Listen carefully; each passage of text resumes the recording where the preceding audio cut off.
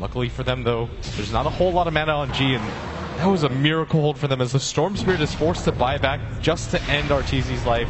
Arteezy's forced to buy back at the same time. He's being done here. He cannot go down. Pops the BKB. Satanic healing back up. God's actually used most of his mana. He's out of mana now. He's in some serious trouble with the buyback. He actually suicides there.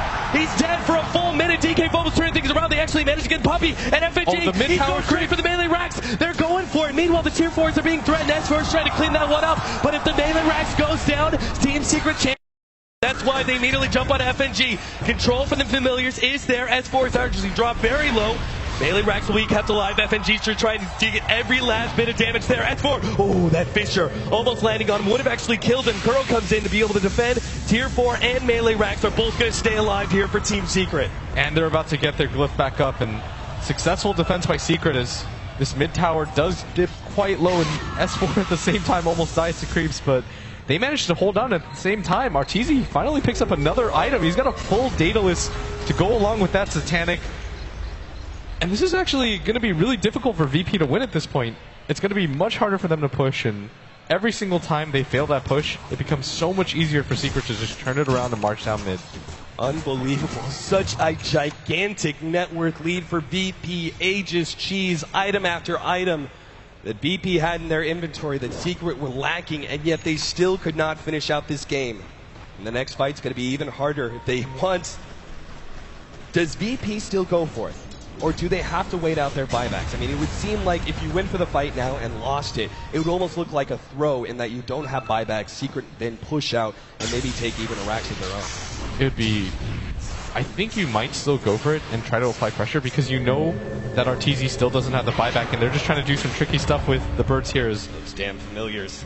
The flying rats that they are actually chipping away at that melee racks. The regeneration is not enough. Oh, they might actually just take this by themselves. The familiar's almost getting down. God's actually getting made for it. Pops the BKB. The glyph is keeping the melee racks alive. 250 HP. God is forced to retreat. He went in way too early. All he had to do was wait.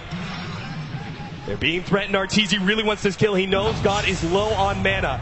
The Fissure will stall him up, and they drag the creeps away. Kuro making sure to pay attention to that one. Keeping those creeps away from the melee racks.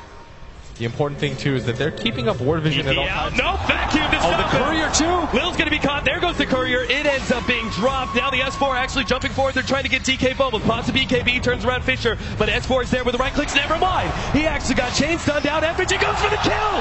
He gets S4. A buyback immediately comes out. S4 has to pay attention to this melee rack. Illidan was already pushing down that bottom lane. Secret playing this game on the edge of a just running in right now. They have no ward vision for him. He's just going to plink down on this tower. They don't have glyph anymore. Melee racks, it's actually going to fall. The last right click is there.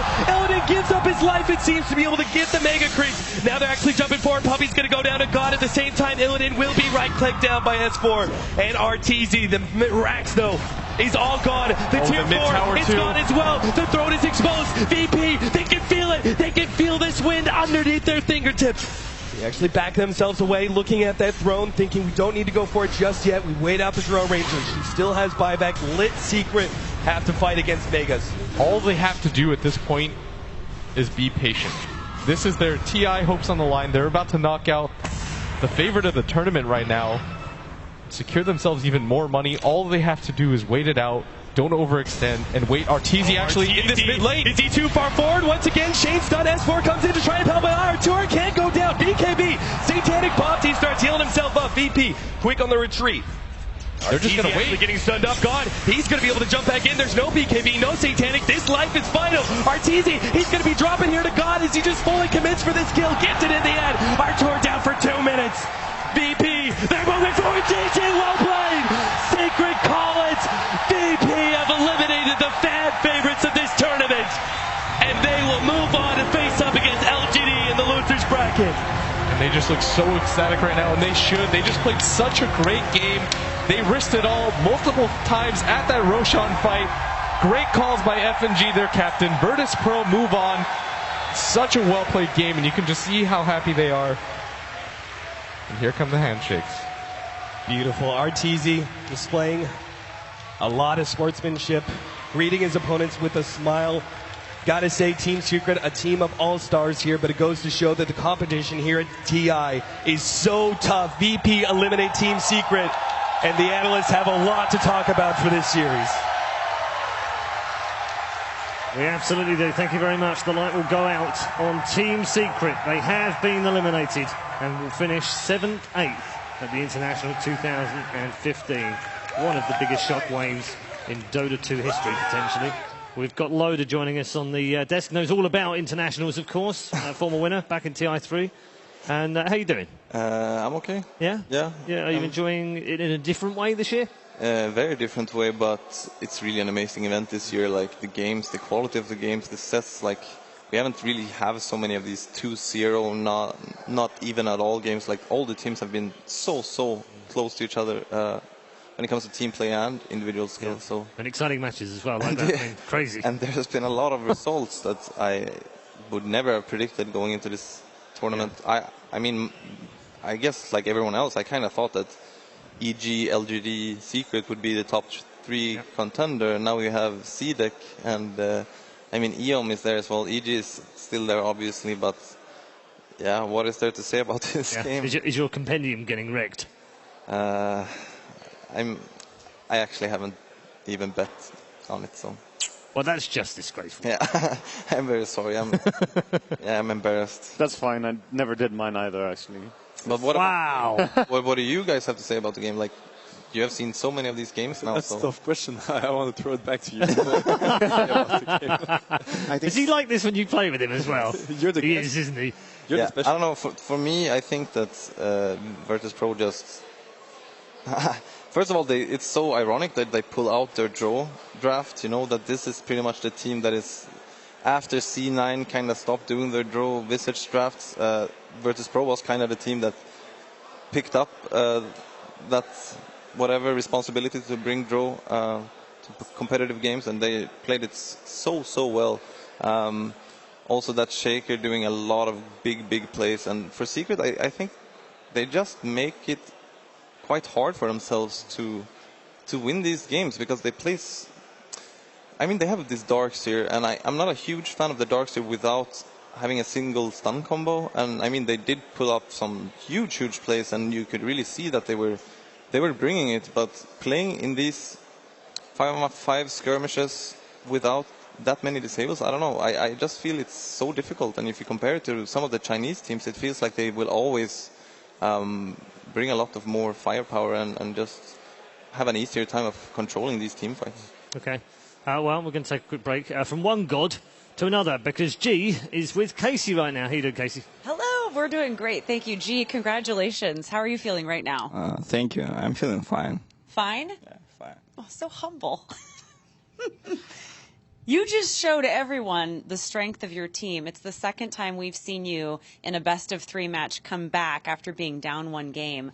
Why do you think you've been able to be so successful in that way? We're just picking some heroes and playing some Dota. Sometimes it works, sometimes it doesn't. So it worked today. In a big way. Yeah, probably. You were at the very first international.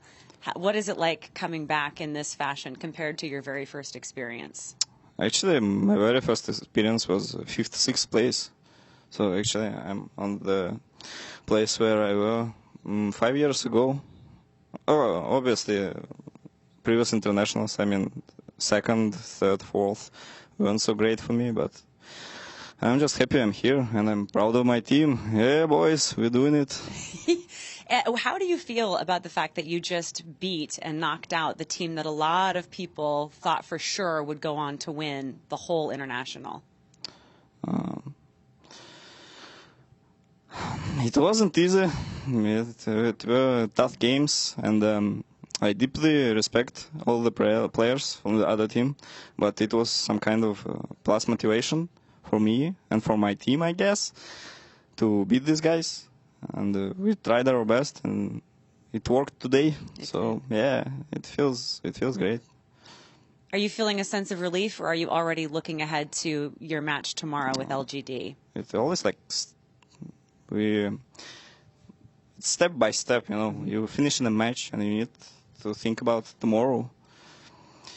But yeah, it's nice to be here. It's nice to be giving an interview to you. You know, I was watching you all these years, and I couldn't give an interview to you because I suck ass. You know. Oh no! and now I won. Yeah. So I can talk to you. It's nice.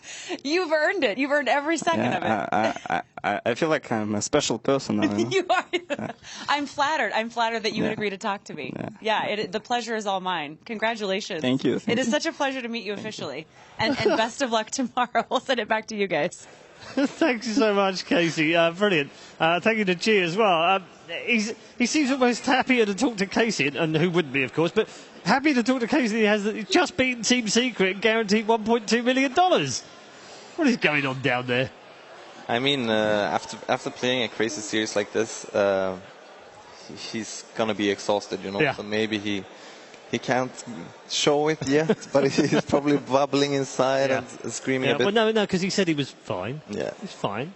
Yeah. You're always fine after you just beat Team Secret at the International. Yeah, but I mean, at the same time, I guess, as he says, it makes sense that they still have a long way to go, but now they showed some really, really good games. But I guess also for himself, it's like they can't be too happy with this result. That just because they beat Secret, they're gonna beat LGD without problems. I think that it's kind of the right approach. You just be very calm about it, I guess. I would like to see a bit more screams, but I think a few more March roars. Yeah, exactly. Yeah. Great game. Really exciting for us to watch as neutrals, obviously watching up on the big screen and enjoying the plays each way. But very sad for Secret. I mean, they've had periods of domination this year, came into this as heavy favourites, and just haven't delivered. Yeah, that game was insane. First, like the second game, they had the same draft, Virtus Pro, and everyone saw the draw coming. Secret did as well. They last ban draw because they had Visage, they had Storm, they had Lina. And for some reason, that game, it felt like they were like, we're going to play against it this time around. It's going to hunt them for sure. I mean, they last picked the Dazzles, so I would expect that they knew Draw Visage would be coming. You have to expect that. You even said it, Virtus Pro, they were doing for this Draw Visage for a very long time. They tried to play versus it, they didn't play. I wanted to give a special mention to Zai because that was one of the best Darkseid I've ever seen in my life. I think he did so much more than he had to do, than he could even do. Getting double kills, 1 versus 3, just killing people at the end of the fights with the Darkseid. That's something you don't see often. But the Roche fights in that series, in Game 2 and Game 3, they were so crucial. The decision making, should we go for Roche or should we not? And I know a lot of people were saying that Puppy was one of those guys, the classic Navi comeback was the Roche fight. And I have to say that those Roche fights were not what helped them come back. It was actually what lost them both games. All right, well, we'll get more thoughts from you in just a moment, but we are going to move on to our next game now, where we are going to see another two teams go head-to-head, of course. Vici Gaming earlier came through their lower bracket, so they're going to be back again next up. But first, let's check in with eHome and ROTK. 小时候嘛，就是自己比较叛逆，然后自己性格其实很活泼。一会儿抢着了，一会儿跑哪去了，3跑2不跑，那也把他找不到，又跑到游戏厅。然后有一群人，大概比我年长10岁左右。有一次他们在玩一个 RPG 地图，就是那个时候的 Dota 1，他们9个人，当时少一个，然后就因为认识我，就叫我一起。我说我不会，他们说没事，你不会，我们教你。他们当时就让我选个宙斯，说你就玩这个英雄，一直跟在我们后面垫就行了。我说好好好，然后我就玩，完了之后，哎，我发现挺有意思的这款游戏。这个实现了他心中的梦想，可是呢，一路走来，对方确实不容易。